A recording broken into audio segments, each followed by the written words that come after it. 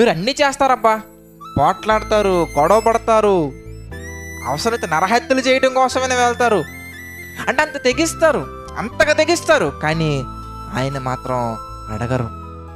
ముందుగానే మనం మొరపెట్టినట్లయితే గనక ఆయన అంటారు, ఇదిగో నాకు మొరపెట్టుము, నేను నీకు ఉత్తరం ఇచ్చేదను. మరి ఆ మాట మనకి ఎందుకు కనబడట్లేదు?